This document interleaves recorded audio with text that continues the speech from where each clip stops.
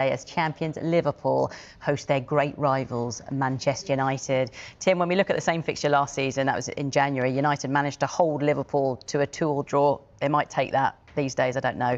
United beat Sunderland, of course, before the international break, while Liverpool have now lost 3 in a row.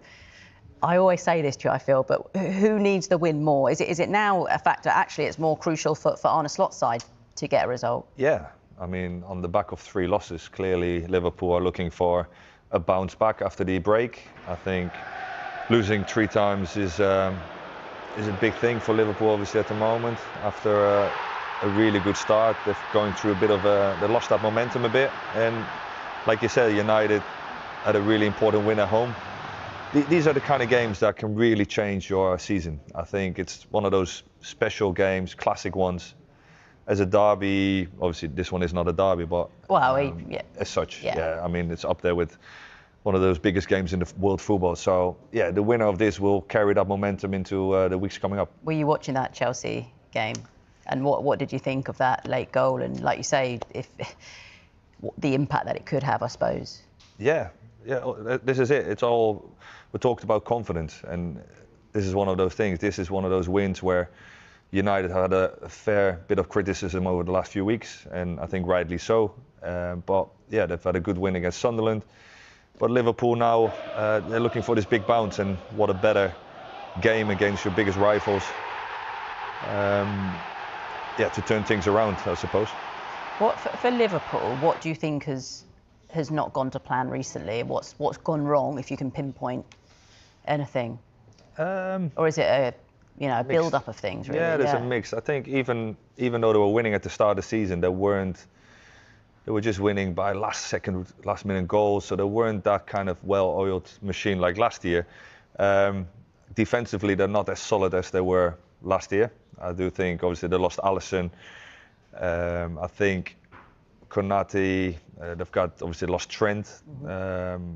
You've got Kirkis coming in at the left side, who hasn't really been amazing this season. So there's definitely a lot of new faces. I think players are still getting used to certain bits of tactics. So yeah, we're still early doors in the season, but I do think there's time for a bit of nerves at Anfield. Talk about new faces. One of those, Florian Wirtz, who is probably the player that's been most talked about, but because of the price tag and what he arrived at Anfield for, and no goals, no assists so far. Is this a case of just, it's difficult, isn't it, when you're joining a new club, a new country, a new league, just a case of taking a little while to settle in?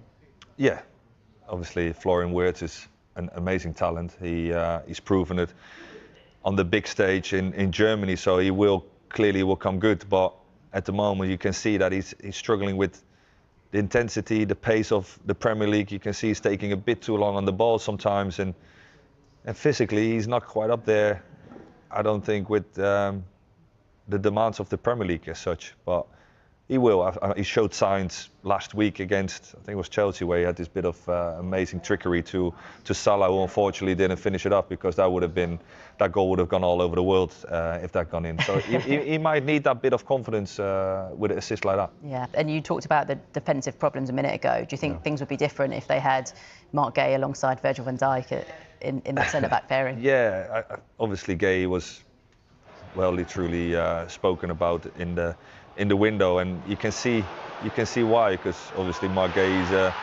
top player for Crystal Palace. He's probably one of the reasons why Palace have been doing so amazing. I mean, that 18-19 game unbeaten run, they've only just missed out. He's fundamental for Palace's great form, so he would have fitted right into that defence of Liverpool, I think.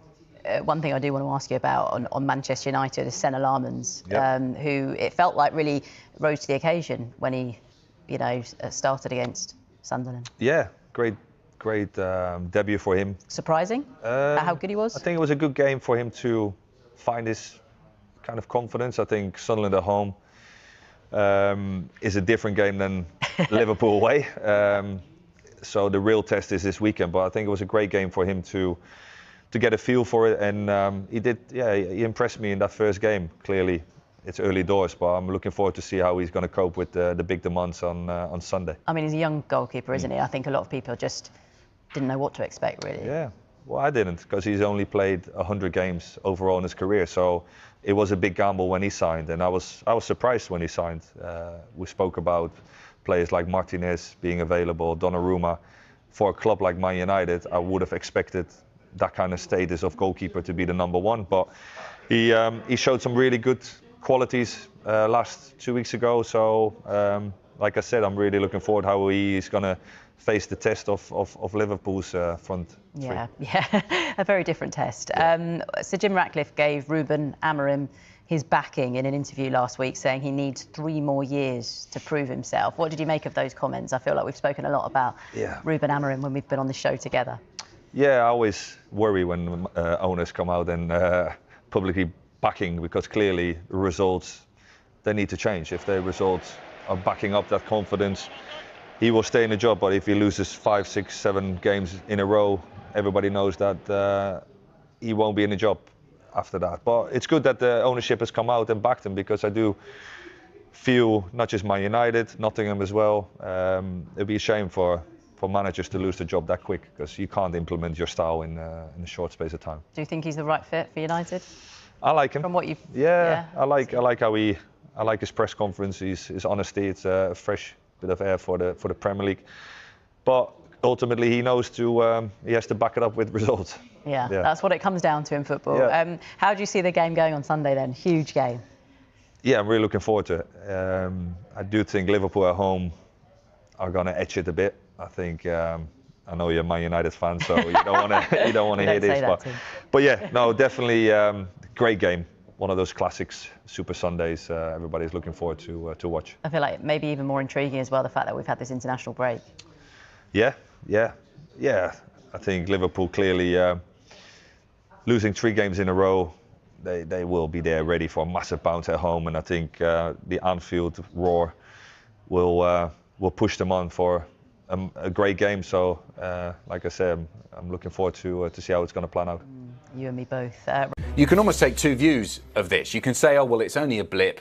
It was a very short period that they lost those 3 games. Let's not worry about it. They're still relatively close to the top of the table. Or you can take the dim view and say, if they lose the next couple of games and they've got a crucial month coming up, this could all spiral out of control.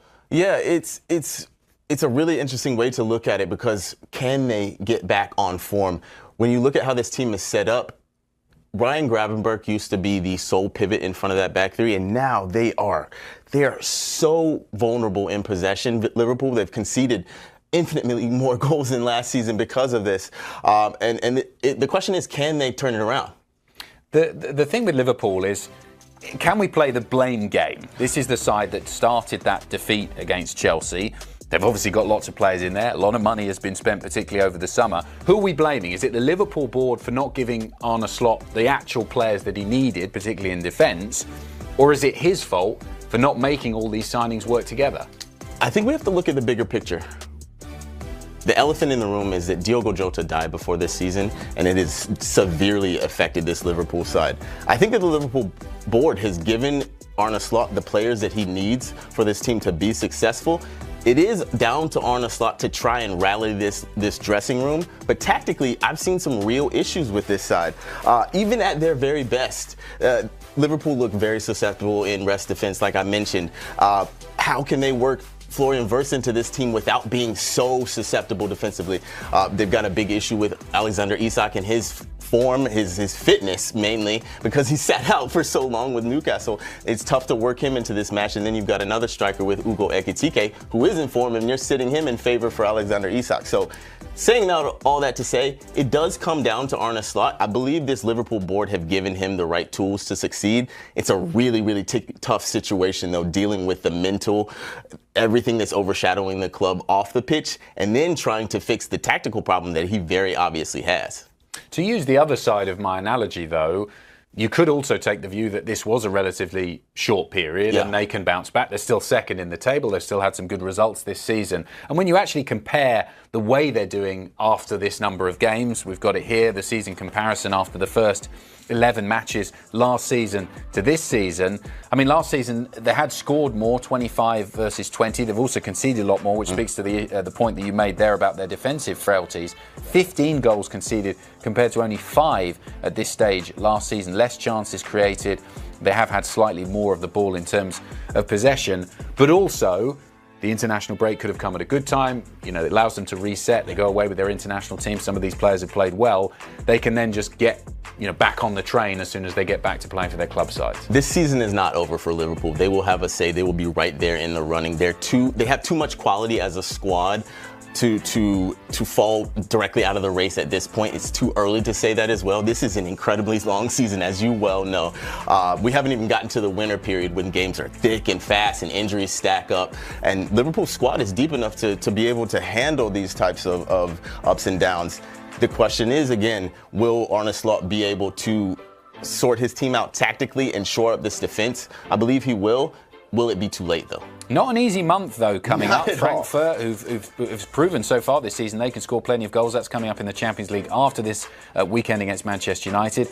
Brentford, never easy, particularly when you're playing them away from home. They've beaten Manchester United in recent years as well. Palace, who are flying. Villa, who have found it again. Then you've got Real Madrid.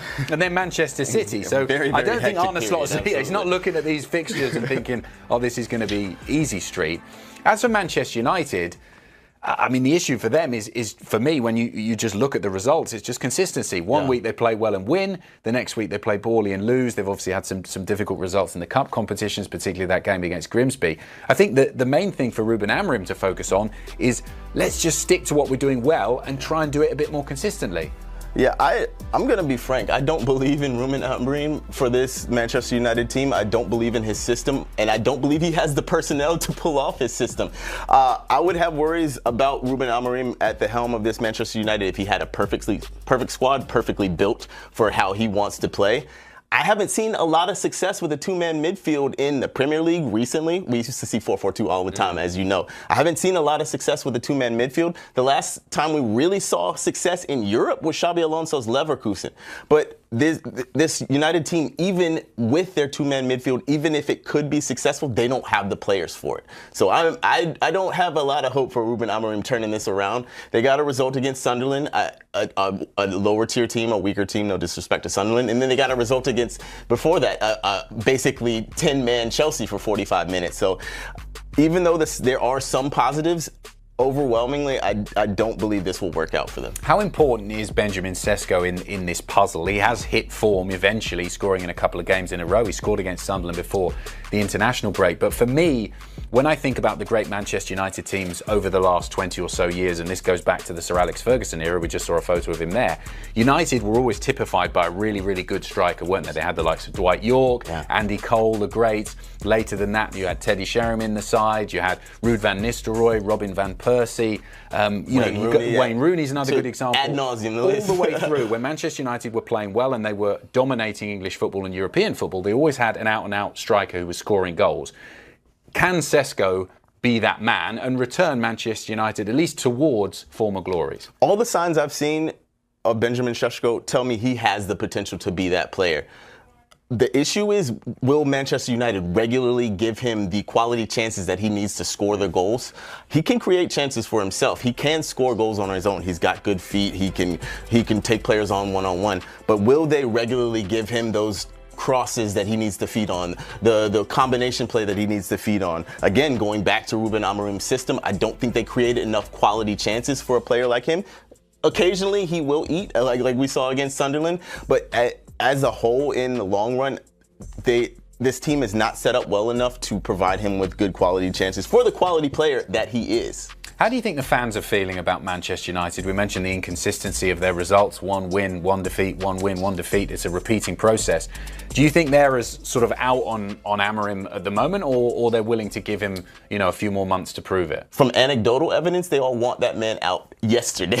Every single match in my group chat that Manchester United plays, when United score, one of my buddies starts cursing because he wants Amorim out so badly. He's willing to sacrifice the pain in the short term because in the long term, he does not believe Ruben Amorim is good for this club.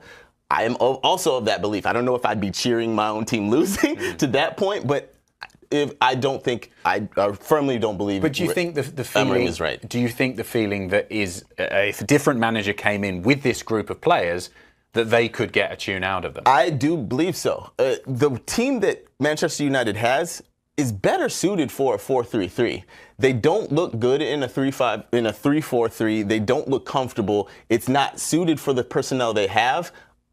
Firmly believe another manager would be able to come in and fix the issues. They have a lot of talent. They've spent a lot of money, and for once, I think they've spent money in the right places. So there's talent in this team, and another manager could eke it out of them. Right, let's check in with Vinny O'Connor, who's live at the training ground for us. Vinny, a very to you. It is a huge Merseyside derby, as always, and a first for some of Slot's players. Could we see both Alexander Isak and Hugo Ekitike featuring? I think there's a possibility. To be fair, I wasn't expecting Alexander Isak to start against Atletico in midweek. We did expect him to play some part, and then obviously sprung a surprise by starting with Alexander Isak up top, and Hugo Ekitike ended up coming into the fray in the second half, of course. But I think what has been key to whether Alexander Isak starts at the weekend is obviously his recovery. And Arne Slot has done everything he can to give his players the best opportunity for that, because, of course, they played the late afternoon game on Sunday against Burnley. Then it was Atletico on Wednesday evening, of course, and it's a pretty tight turnaround with that 12:30 kickoff against Everton in the Merseyside derby. So training has been put back today to this afternoon, which is a little bit later than normal, just so his players can get the rest and recovery that they need, or as much rest and recovery as they need ahead of that game against Everton. So in terms of the selection as to who he's going to go with up top, obviously he's got a number of alternatives. We've seen, obviously, Cody Gakpo playing down the left-hand side. Rio Ungamoa can play down there as well. Ekitike can play out wide if need be, and we all know that Alexander Isak, when he's fit and ready to start regularly, he will be effectively the focal point of Liverpool's attack. But he wasn't giving anything away as to what he's going to go with against Everton, but he did give a hint as to exactly how he can play that front line moving forward from here now. I consider, of course, because you